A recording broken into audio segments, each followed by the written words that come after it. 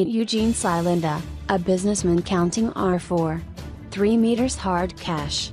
According to the most influential Twitter account in Mzansi, South African man's not very rude, a video of a businessman by the name Eugene Silinda is making rounds on social media. In the video we could see the man counting hard cash, which he claimed to be an amount of 4.3 million rands.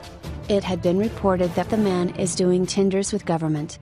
As a business owner that is doing pretty well, and the fact that his company is directly involved with the municipalities will now be questioned and investigated even by SARS.